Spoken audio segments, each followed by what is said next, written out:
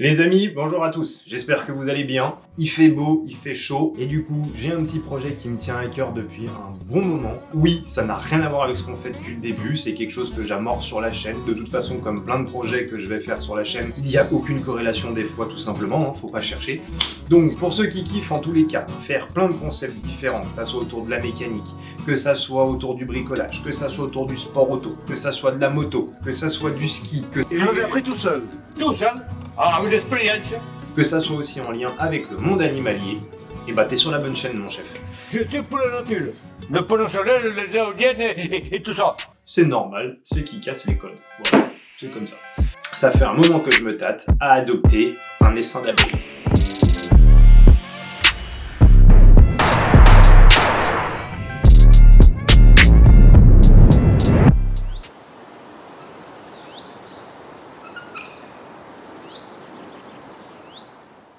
T'as bien entendu, ça fait un moment que je me dis ça serait peut-être plutôt cool de se lancer dans l'apiculture. Alors rassure-toi tout de suite, c'est de l'apiculture amateur. Je suis pas là pour vendre du miel à gogo, je laisse ça aux vrais professionnels, ceux qui sont formés vraiment à fond. Parce que moi, tu vas vite comprendre qu'il y a des moments, il y a des lacunes. T'es mauvais. Alors pourquoi les abeilles? Eh bien, je vais t'emmener, tu vas vite comprendre. Il y a quasiment plus de pollinisateurs dans le jardin.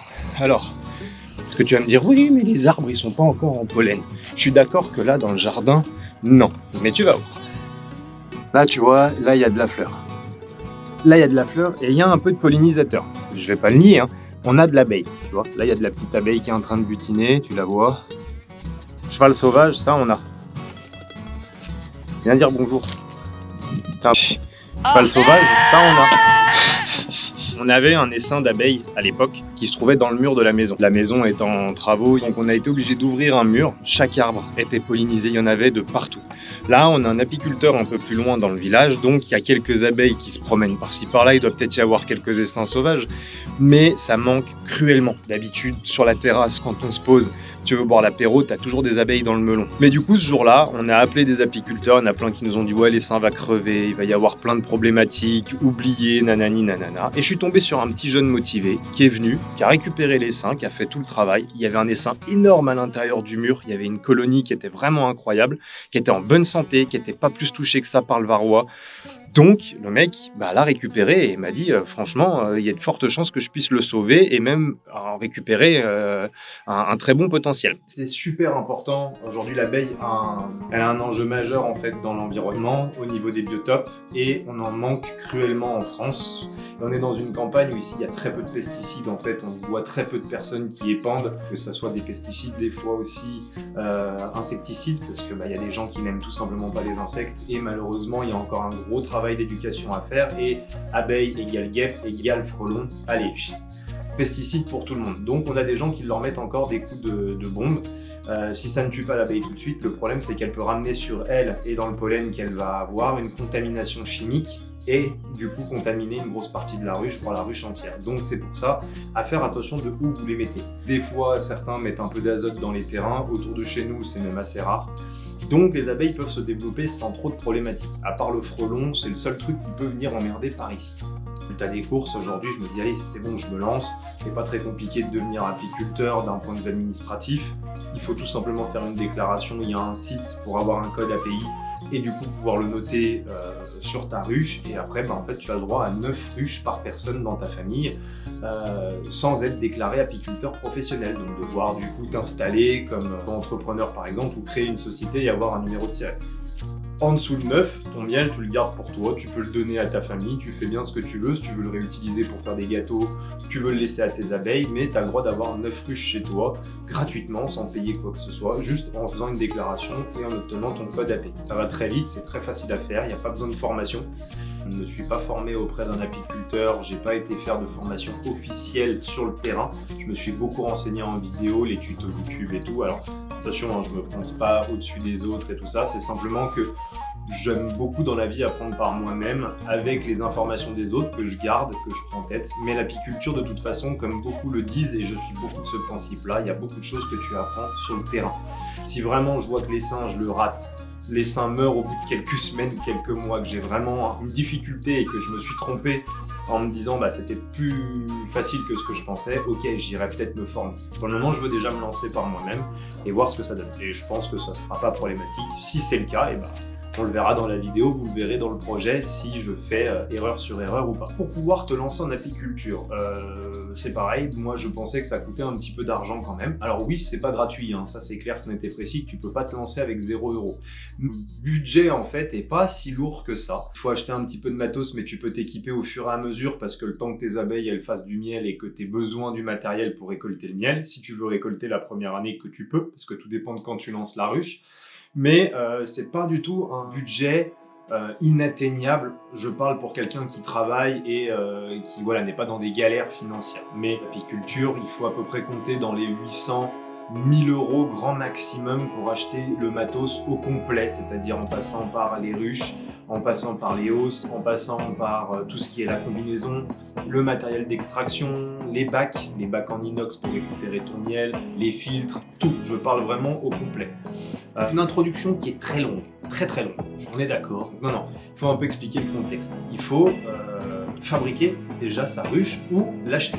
D'accord, faisons comme ça. Et c'est là où cet atelier est super, parce que maintenant que j'ai l'outil pour travailler le bois, eh ben, j'ai pu fabriquer ma ruche. Et c'est pas très compliqué, hein, vraiment, ça m'a pris 10 minutes pour la fabriquer. Voilà le travail. 10 minutes pour faire ça. Non, je déconne. Non, c'est une ruche qui est parfaitement achetée, tu vois. C'est précis, on sent que ça c'est fait par du menuisier ébéniste de qualité. C'est ce qu'on appelle des ruches d'Adam.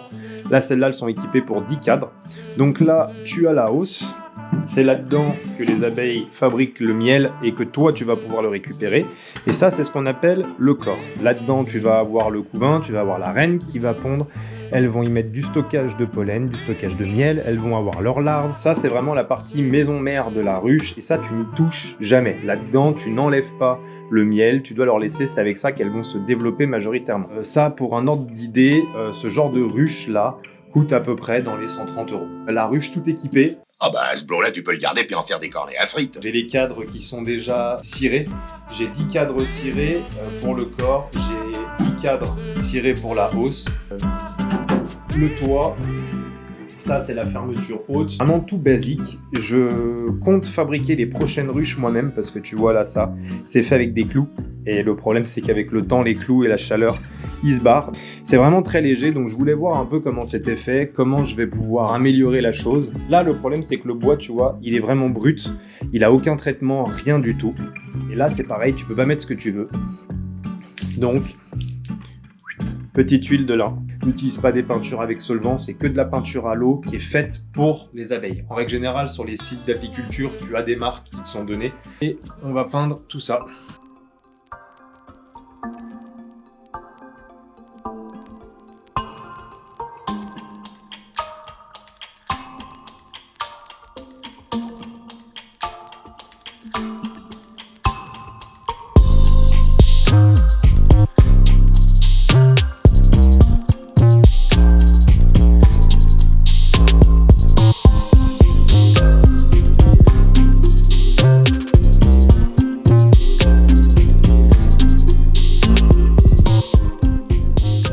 Bon, et ben voilà, ça c'est tout passé à l'huile de lin. Il faut vraiment bien saturer en fait le bois pour vraiment que ce soit efficace. Tu vois là, c'est encore mouillé. Vous le voyez pas, mais je vois que ça brille encore et donc du coup le bois va mettre un certain temps à pomper cet excédent et qui va du coup descendre plus en profondeur dans les couches. Et c'est là que vraiment c'est utile.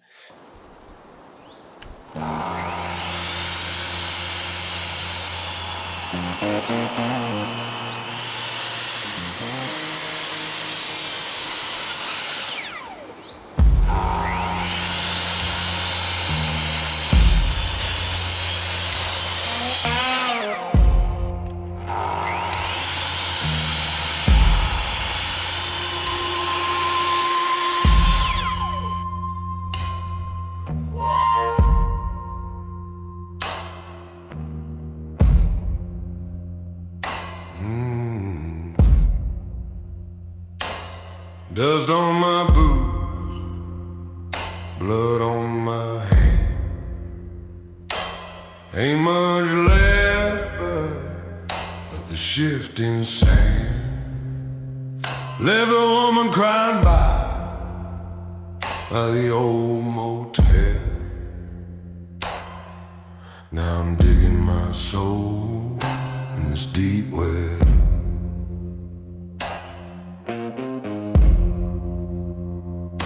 Sky burn red where the highway ends. I keep on losing ghosts I call friends.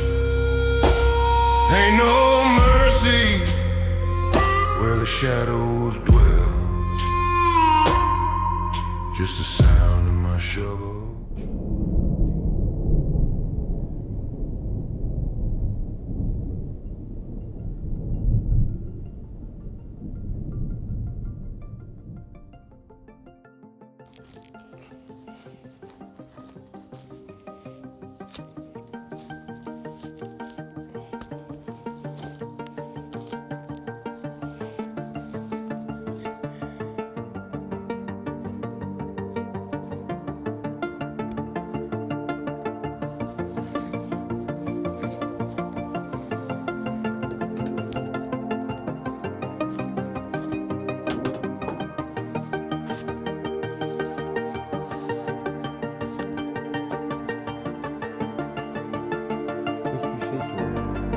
Est-ce que ça serait pas une qui était dans la voiture, qui cherche à re-rentrer chez les copines?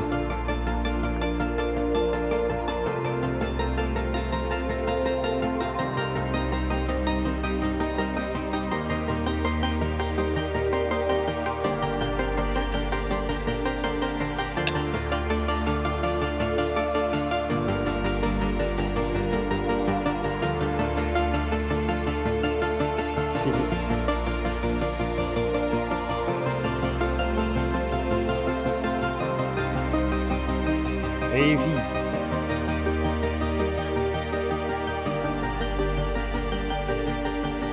Et ouais, premier vol dans le patelin. Oui bah les amis, voilà, ça y est, comme vous avez pu le voir sur les images, la ruchette est installée. Alors là, elles sont parties en vol de repérage, là ça revient, vous voyez, on en voit un petit peu quelques-unes qui sont en train de revenir, ça repart. Donc j'ai été la récupérer ce matin en fait chez un apiculteur qui se fait plaisir, qui est passionné et puis qui du coup avait la possibilité de me faire un essaim. Donc il m'a passé du coup une ruchette avec un jeune essaim. Ça a été une grosse galère parce qu'en fait ça fait déjà presque 2 mois et demi que du coup on est sur ce projet d'avoir l'essaim. Sauf que le premier essaim n'a pas pris correctement, il a eu beaucoup de frelons qui sont venus mettre des coups de pression aux ruches. Donc du coup pas très bien parti, l'essaim était pas top.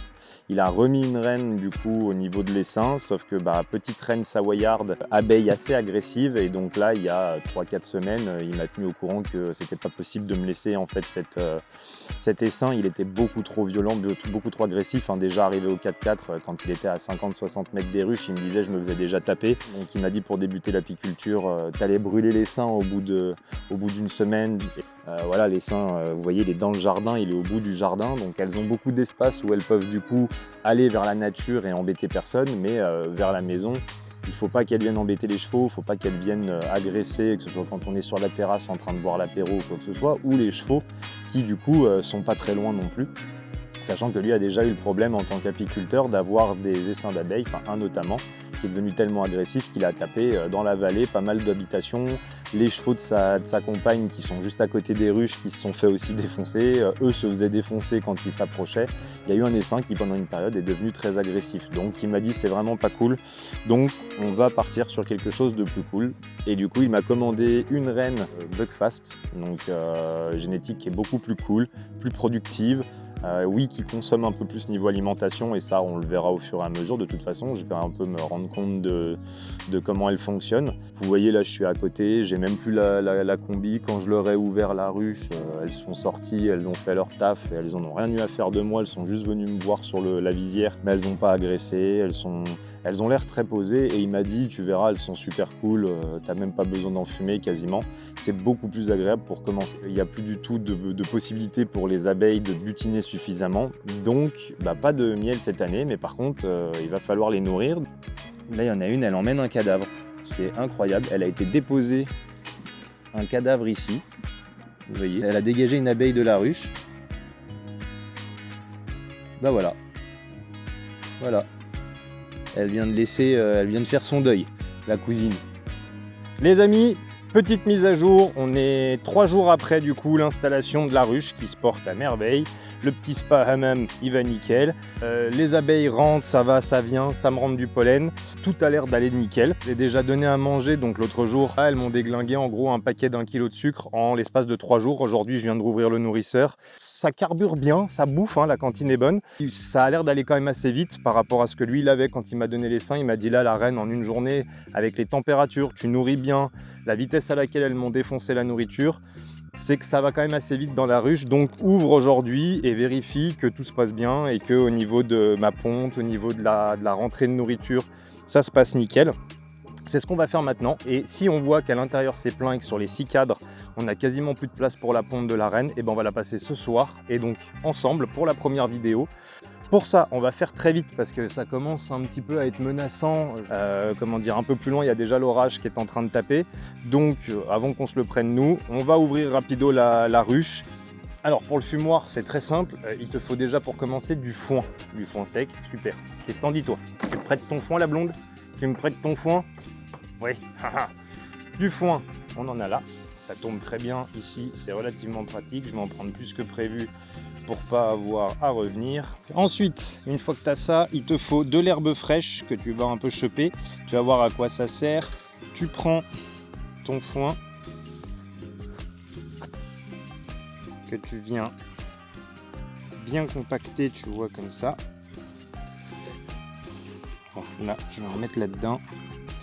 Comme ça a l'air de vouloir m'emmerder avec le vent.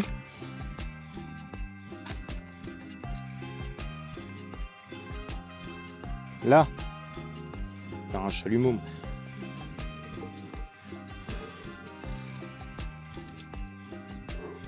Et au-dessus, tu mets de l'herbe fraîche pour éviter que ça crame tes abeilles. C'est ce que j'ai lu, c'est comme ça que les mecs y font. Tu refermes. Et là, ça fonctionne. On va donc retirer la plaque. Voilà. Là. Ah si, là ça s'énerve un peu dedans. Là j'ai entendu. Hop là. Oh!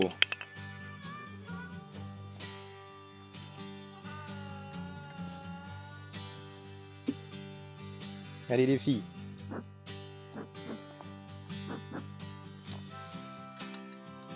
Voilà, c'est juste qu'elles descendent un peu, que je les écrase pas quand je vais les attraper avec le lève-cadre. Alors vous foutez pas de ma gueule pour ceux qui vont voir un mec galérer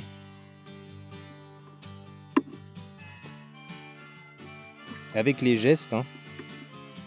Oula, bah elle s'est attaquée direct au micro, elle. Elle a décidé de se farcir le micro, la cousine. Vous allez bien l'entendre. Elle attaque. On a un petit peu de comment dire, de nectar. Mais alors c'est vraiment léger. Pas de trace de la reine pour le moment. Là, qu'est-ce que ça dit?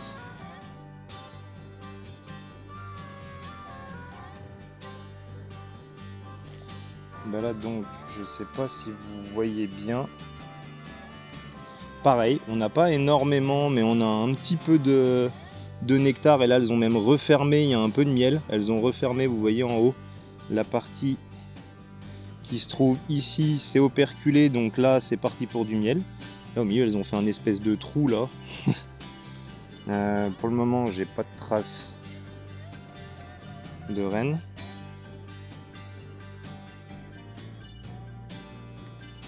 Donc là, je vais la mettre au bout. On peut sortir maintenant. Oh, bah là, il y a plus de monde déjà. Donc là, il y a de la trace de ponte. En fait, là où vous voyez les opercules, là où on voit les taches marron claires, caramel, et tout autour, on voit de la petite larve blanche. Donc la reine, Madame la reine est venue pondre par ici. Mais tout pour le moment, pas de trace de reine. J'ai de la trace de gros mâle, là il y a un énorme mâle, vous voyez en haut là dans le coin là, voilà, il est isolé là, il est tout seul. Ça c'est du gros mâle. Assez facilement, putain ça vache, par contre c'est vachement plus lourd. Ah là par contre oui. Pour le moment, J'aime me battre. pas de trace de la reine. Reine.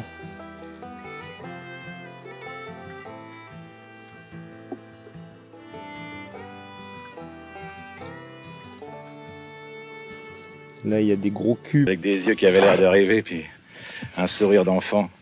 Une salope, quoi. Moi, je repère ça tout de suite parce que les femmes, c'est mon truc. Et c'est pas des culs de reine, il n'y a pas de taches blanches, c'est tout des mâles. Pas de reine ici. J'espère sur le dernier cadre.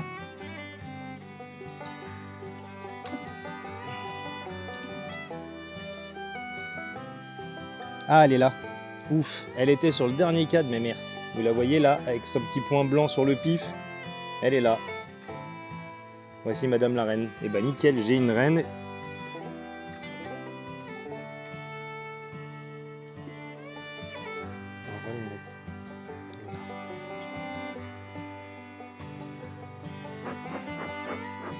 On descend.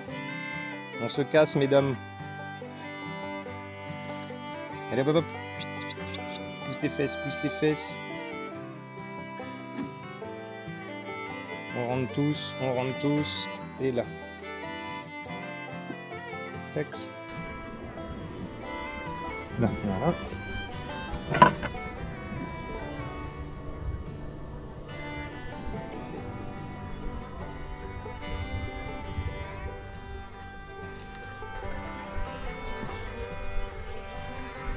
Et on vous laisse tranquille.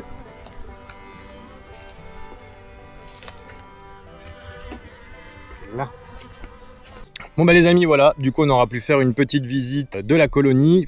Tout a l'air de plutôt bien se passer dans la colonie. En tous les cas, moi avec là mon expérience nulle, je vois pas de problématique, que dedans tout se passe bien. Petite mise à jour de nouveau, et encore une fois parce que du coup je viens d'avoir l'apiculteur qui m'a passé les seins, et donc il voulait savoir en fait comment ça se passait à l'intérieur de l'essaim, est-ce que tout se passait bien, est-ce que j'avais vu du couvain. Et donc on a vu en effet des larves. Alors j'ai pas vu d'œufs, j'ai pas encore l'œil, et puis là comme il n'y a plus beaucoup de lumière, j'en ai pas vu, ça m'a pas sauté aux yeux. J'ai bien vu donc les larves que vous avez vues sur la vidéo. Voilà, c'est assez important. J'ai la chance là d'avoir un apiculteur qui peut me donner des renseignements, qui cherche justement à suivre ce que je fais pour éviter toutes les bêtises qui pourraient mettre en péril l'essaim, sachant que lui-même a eu pas mal de problématiques, et donc cet essaim il revient de loin. Sachant qu'il y a un potentiel sur cet essaim pour avoir de la récolte l'année prochaine au niveau du miel, et pour pouvoir faire peut-être d'autres essaims en plus à partir de celui-là. La ruchette on va la mettre en ruche, je pense ce week-end. C'est le jour, on va enfin dégager la petite ruchette pour passer à la ruche. Ça fait un sacré moment que j'attends ce moment, je suis trop pressé de pouvoir les placer dans leur nouvelle ruche et que ça soit définitif. On va faire assez vite, je vais pas beaucoup m'exprimer ni rien parce qu'il y a du vent qui s'est levé, ils annoncent mauvais ce soir. J'ai tout préparé un peu en avance dans l'objectif d'être prêt rapidement pour la vidéo. On attaque, on fait le transfert, on perd pas de temps.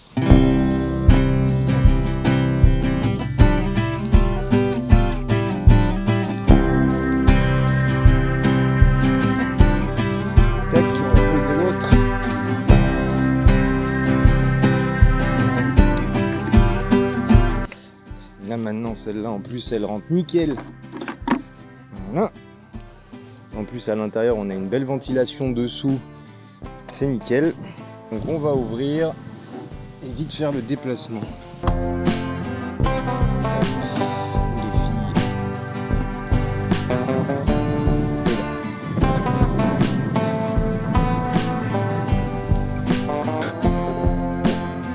Et donc on va prendre les cadres.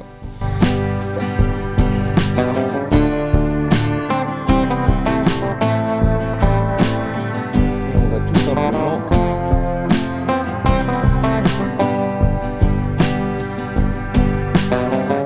les transférer. Donc ça, je vais le mettre.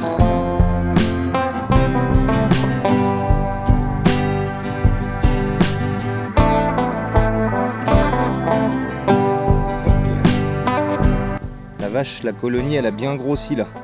Bon. Là c'est bourré de couvains. De nouveau vous voyez plein de couvains. Et la reine est là. Et j'ai ma petite reine là au milieu, toujours, c'est nickel. Donc le couvain, je vais le mettre là au milieu. Un peu plus au milieu.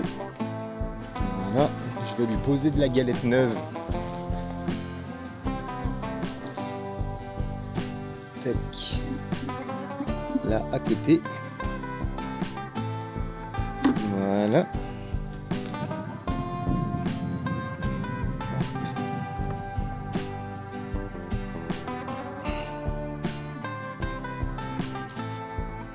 Ah bah là on a du stock aussi en masse avec du couvain. Donc on remet tout le petit monde là au milieu.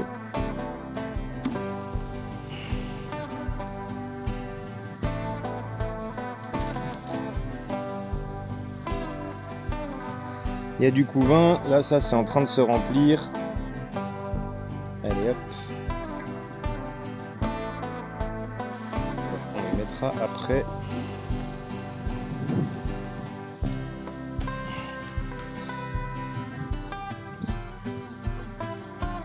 Là on a quoi?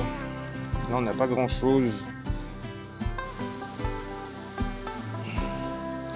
On resserre le pack.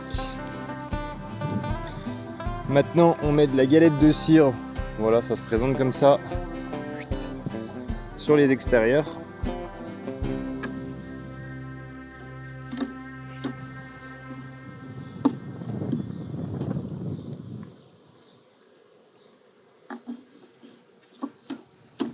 Tac. Voilà, ça c'est fait. Bon allez les filles, hop, hop, hop, hop. On dégage. Allez, libère la bouffe, toi. Petit nourrisseur. Il n'y en a pas dessous. Voilà. Et le système, en fait, est très pratique. Vous avez ici des petites portes qui s'enlèvent et qui se ferment. Et du coup, vous pouvez faire en sorte que les abeilles passent par les petites trappes ou que tout simplement, il n'y ait que le sirop qui passe. Toutes les trappes, en fait, sont fermées parce que j'ai pas de candy. Moi, c'est que du sirop. Le sirop pour les petites mères.